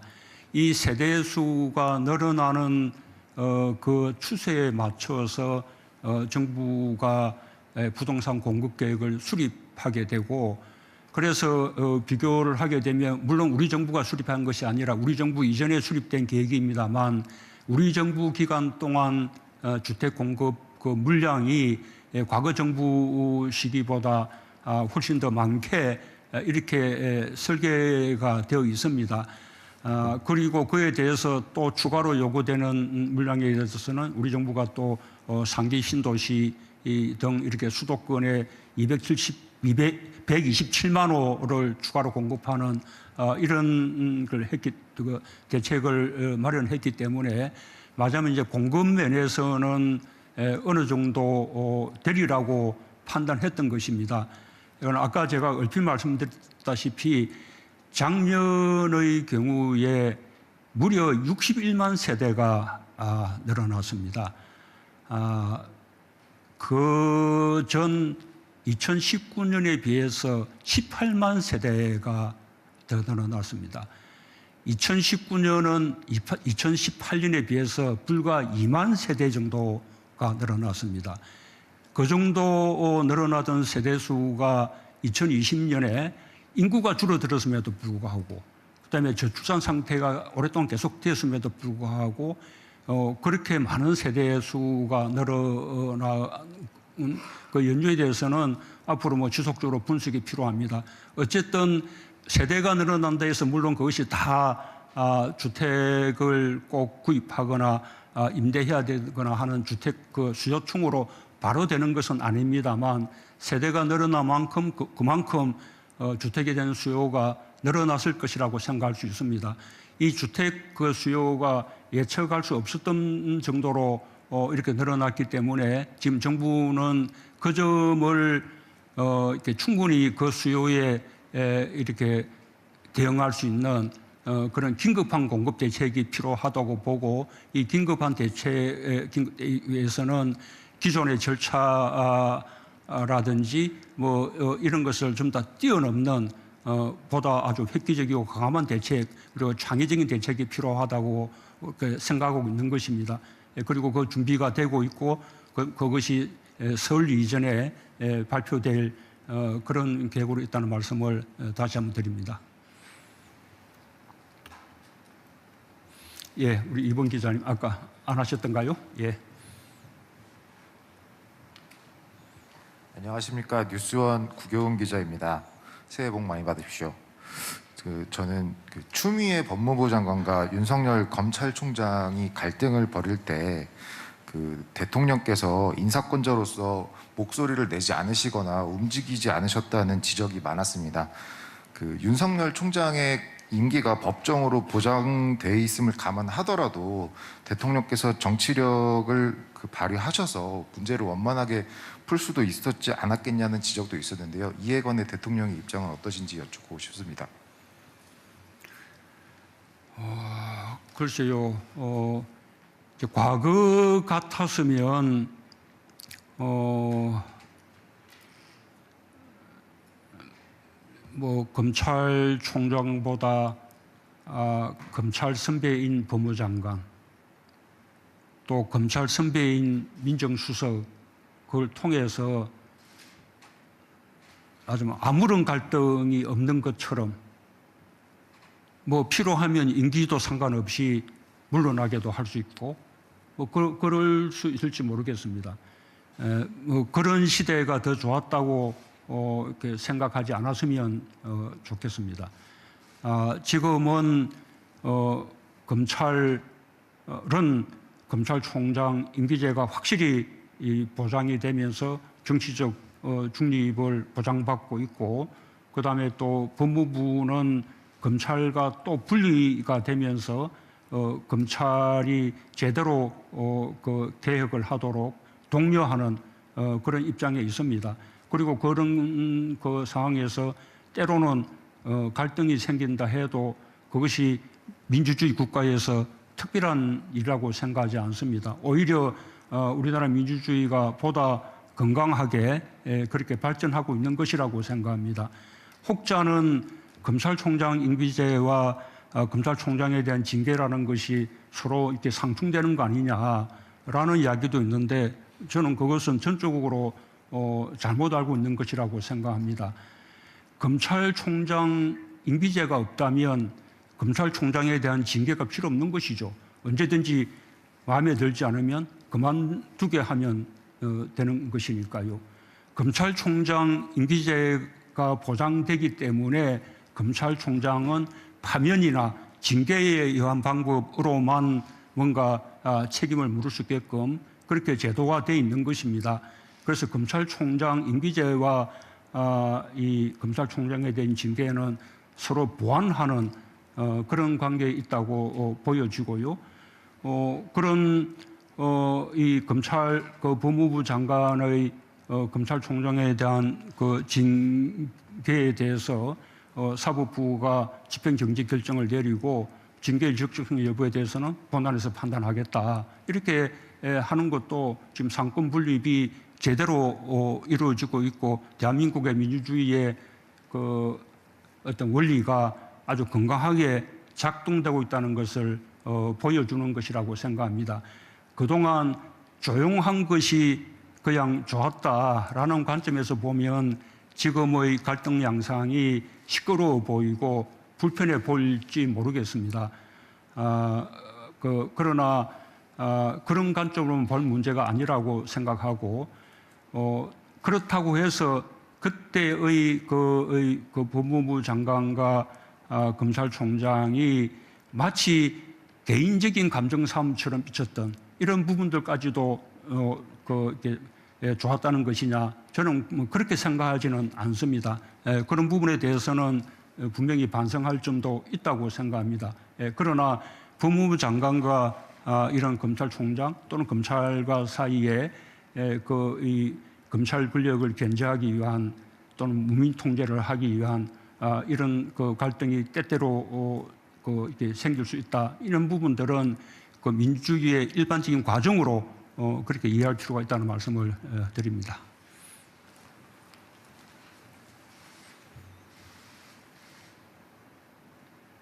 예, 96번 기자님. 예. 네, 안녕하세요. 미디어 오늘의 노지민이라고 합니다. 이렇게 집에서 질문을 할 기회를 얻게 됐는데요. 아무래도 대통령을 좀 뵐 수 있는 기회가 많지 않다 보니까 분야를 막론하고 질문들이 좀 나오는 것 같습니다. 최근 들어서 소통을 많이 하지 않으신다. 또 불통의 모습을 보인다. 이런 지적을 받고 계신데 어떻게 생각하시는지, 또 언론 접촉을 늘려가실 계획이 있으신지 궁금하고요.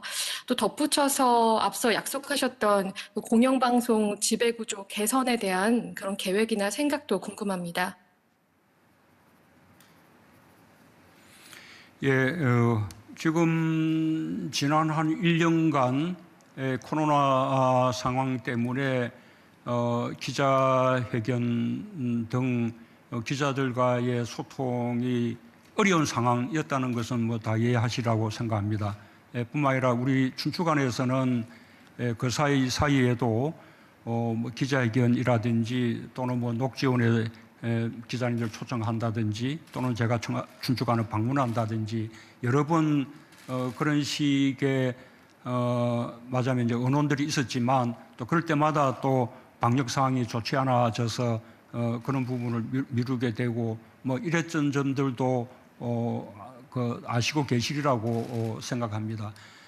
뿐만 아니라 저는 반드시 기자회견만이 국민들과의 소통이라고 생각하지 않습니다. 소통의 한 방법이죠. 저는 어느 대통령보다 현장 방문을 많이 했고 또 현장 방문에서도 비록 작은 그룹의 국민들이긴 하지만 서로 양방향의 대화를 주고받는 경우들이 많이 있었습니다. 여러 가지 방식으로 국민과의 소통을 위해서 노력을 해왔다고 생각합니다. 그러나 지금 최근 코로나 상황 때문에 좀 오래 이제 시간들이 간격이 벌어지면서 국민들께서 소통이 부족했다고 이제 느끼신다면 앞으로 그 점에 대해서는 보다 소통을 늘릴 수 있도록 더 노력하겠다는 말씀을 드립니다. 아마도 앞으로 여건이 이렇게 보다 좋아지지 않을까 그렇게 기대하고 있습니다.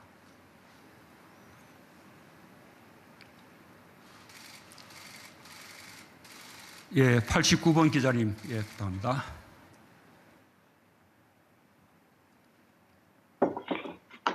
네, 안녕하십니까. 문재인 대통령 새해 복 많이 받으십시오. 을지경제 한상희 기자라고 합니다.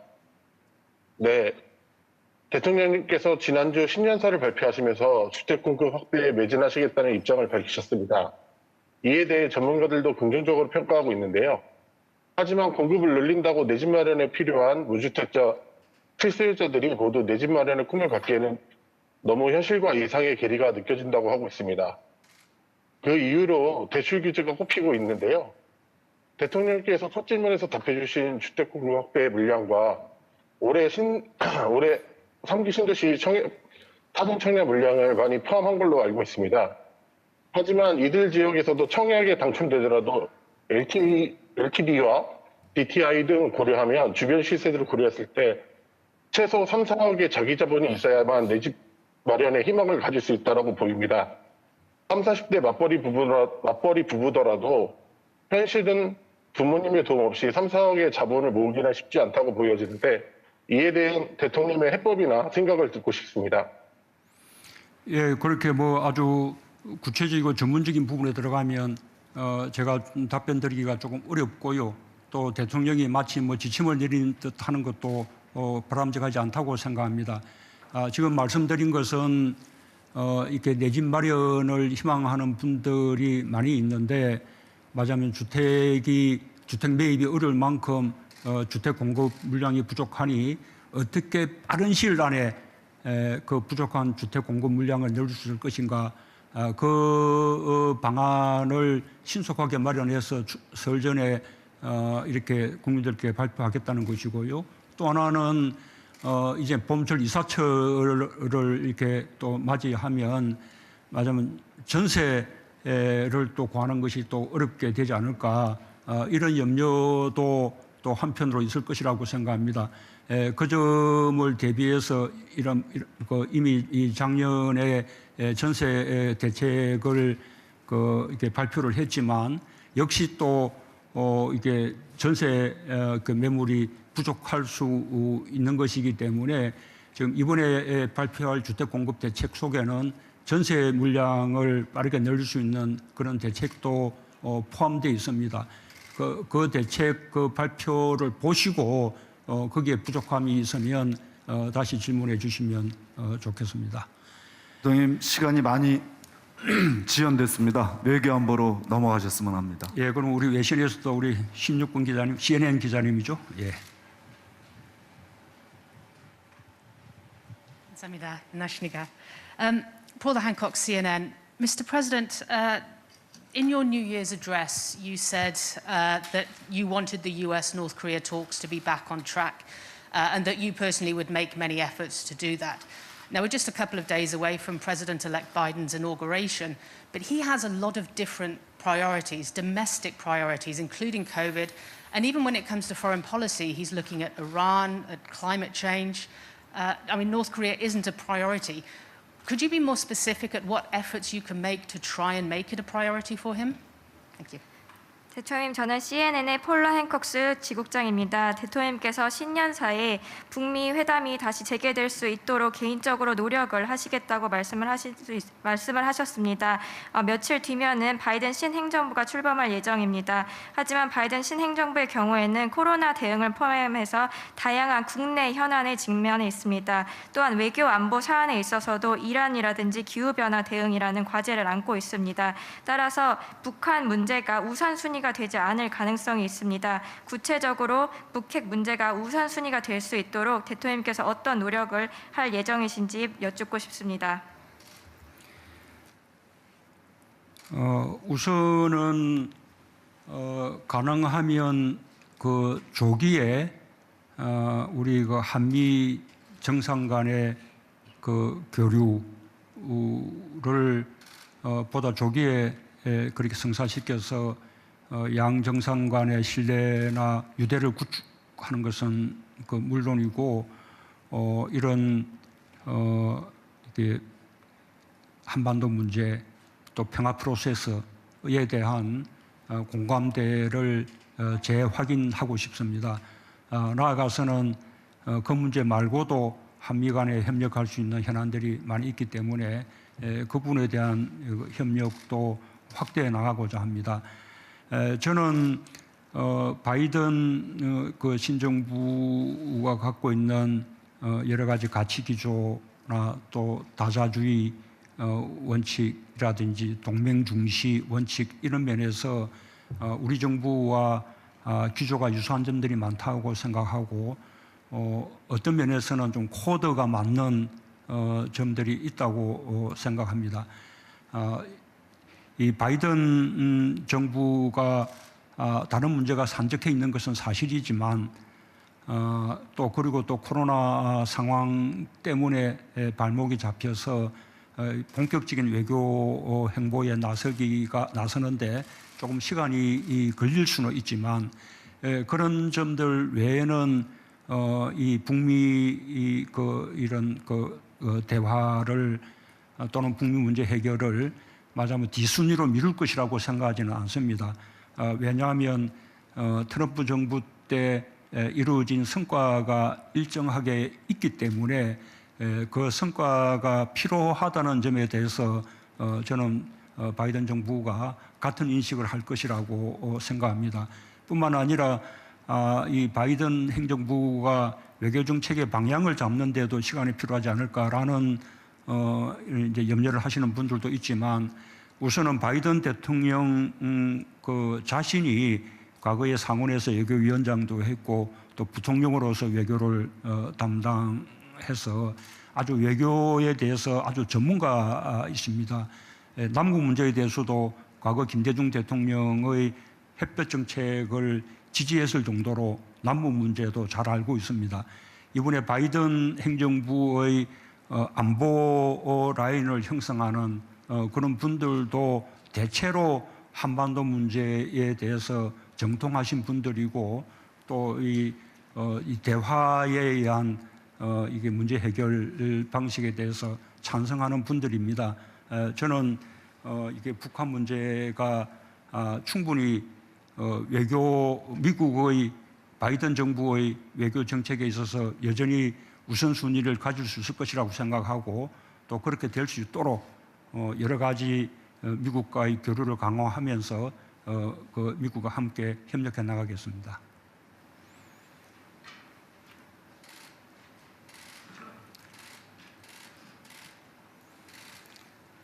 예, 19번 기자님. 예.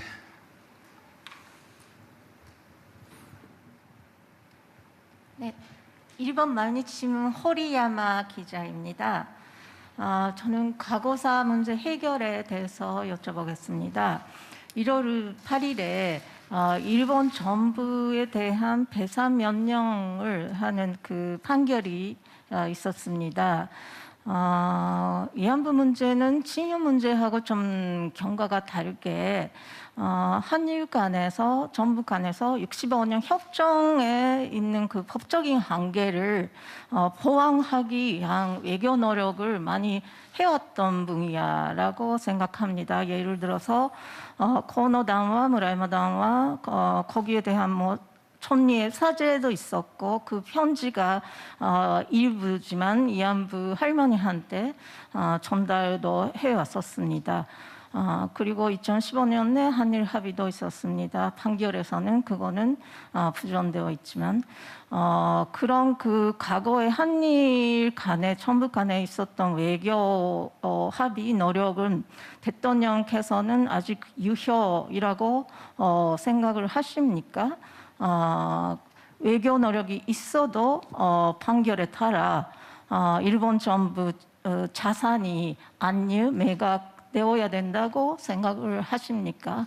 네, 일본 정부가 사과나 뭔가 처치를 더더욱 그 인도주의적인 처치를 해도 피해자분 중에 받아들일 분도 있고 반대하실 분도 여러 가지 다양하게 의견이 있는 걸로 알고 있습니다. 그래서 피해자 중심주의란 원칙은 아무도 반대하지 않지만 실제로는 피해자 간에 있는 그 여러 가지 다양한 의견을 어떻게 한국 국내에서 컨센서스를 만들까가 좀 과제로 되어 있다고 봅니다. 그런 컨센서스가 있어야 외교 합의, 외교 노력이 가능하다고 봅니다만 대통령께서 한국 군내의 피해자의 컨센서스를 어떻게 만들어 나갈 것인지 궁금합니다. 예, 한일 간에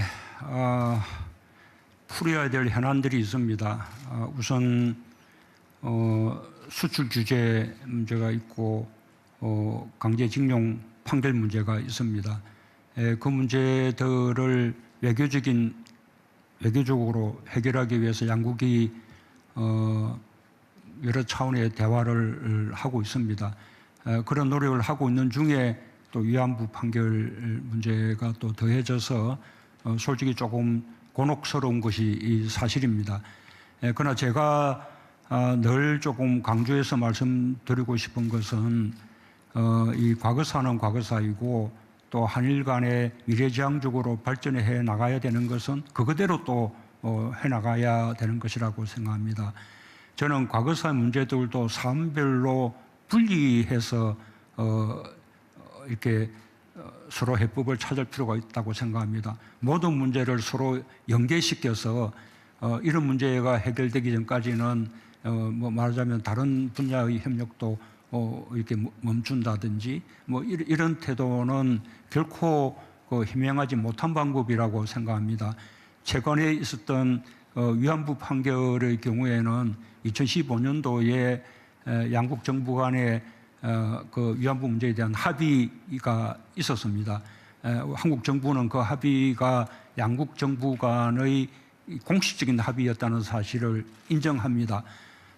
그런 그 토대 위에서 이번 판결을 받은 피해자 그 할머니들도 이렇게 동의할 수 있는 그런 해법을 찾아 나갈 수 있도록 한일 간에 이렇게 협의를 해나가겠습니다.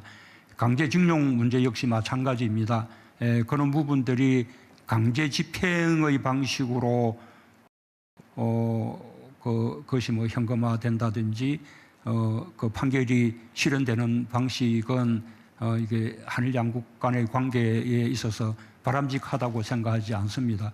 그런 단계가 되기 전에 양국 간의 외교적인 해법을 찾는 것이 더 우선인데 다만 그 외교적 해법은 원고들이 동의할 수 있어야 된다는 것입니다. 원고들이 동의할 수 있는 방법을 양국 정부가 협의하고 또 한국 정부가 그 방안을 가지고 원고들을 최대한 설득해내고 이런 방식으로 문제를 차근차근 해결해 갈 수 있다고 저는 믿습니다.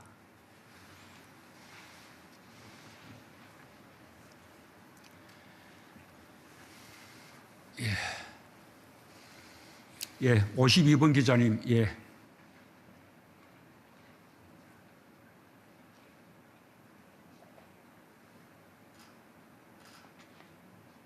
네, 질문해 주셔서 감사합니다. 은폐율이즘. 대통령께서는 그 신년사 때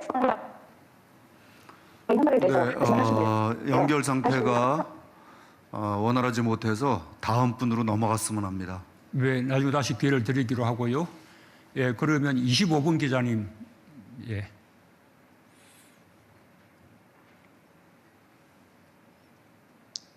네, 대통령님 서울신문 이밀양 기자라고 합니다. 대통령님께서는 조금 전에 북한의 최근 8차 장벽에 나타난 핵무력 보도와 메시지와 관련 비핵화 협상이 타결되지 못한 상황이기 때문이라고 말씀하셨습니다. 대통령님께서는 여전히 김 위원장의 비핵화 의지가 굳건하다고 평가하시는지 궁금합니다. 또한 한반도 평화 프로세스 복원을 위해 임기 내 4차 남북 정상회담 내지 김 위원장의 서울 답방이 필요하다고 보시는지 이를 위해 어떤 보완을 갖고 계신지 궁금합니다. 예, 우선 그 김정은 위원장의 어떤 그 평화에 대한 의지, 그리고 또 대화에 대한 의지, 그리고 또 비핵화에 대한 의지는 분명히 있다고 생각합니다. 다만 이제 북한이 요구하는 것은 그 대신에 미국으로부터 확실하게 체제의 안전을 보장받고 또 미국과의 관계가 정상화 이렇게 되어야 한다는 것입니다. 그런 큰 원칙에 대해서는 이미 북미 간의 그 싱가포르 1차 정상회담 때 공동선언으로 이미 다 합의가 되어 있습니다. 문제는 그 합의된 그 원칙들을 어떻게 구체적으로 그리고 단계적으로 그렇게 이행해 나갈 것인가 라는 점에 대해서 합의를 이루지 못했기 때문에 하노이 그 정상회담이 불발로 그친 것이라고 그렇게 생각하고 있습니다. 지금 바이든 그 신행정부는 톱다운 방식의 회담보다는 보톰업 방식의 그 회담 방식을 더 하는 것으로 그렇게 알려져 있습니다. 싱가포르 선에서 합의된 그 원칙을 구체화시키는 그런 방안에 대해서 북미 간에 보다 좀 더 속도감 있게 긴밀하게 대화를 해 나간다면 그것은 충분히 해법을 찾을 수 있는 그런 문제라고 생각합니다. 또 그 해법이 찾을 수 있도록 한국도 이 최선의 역할을 다하겠습니다. 김정은 위원장의 이 남쪽 그 답방은 이 남북 간에 합의된 상황입니다. 그래서 언젠가 이루어지기를 기대하고 있습니다. 그러나 꼭 그 김정은 위원장의 답방이 먼저 이루어져야 한다. 그렇게 고집할 필요는 없다고 생각합니다. 저는 뭐 언제 어디서든 김정은 위원장과 만날 용의가 있고 그렇게 남북 정상 간의 만남이 지속되다 보면 그렇게 더 신뢰가 쌓이게 되면 언젠가 김정은 위원장이 남쪽으로 방문하는 답방도 이루어지게 될 것이라고 그렇게 믿습니다.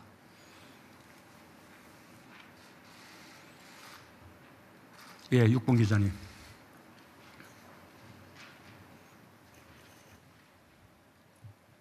네, 아리랑TV 김민지 기자라고 합니다. 대통령께서 신년사에서 북미 남북 대화 대전환을 위해 마지막으로 노력을 하시겠다고 말씀을 하셨는데요. 당장 3월로 예정된 한미연합 군사훈련이 남북 한미 관계의 시험대가 될 가능성이 높다는 평가가 있습니다. 전작권 전환 등을 위해 군사훈련이 필요하고 추후에 한미 간 긴밀한 논의가 있어야겠지만 북한의 연합훈련 중단 요구를 대통령께서 어느 정도 수용이 가능하신지 그리고 바이든 행정부에게 설득 여지가 있으신지 궁금하고요. 아울러 바이든 행정부와 종전선언을 조기에 논의하실 의향이 있으신지 플레이 뉴스 라이브 SBS 모바일 24 어젯밤 수도권을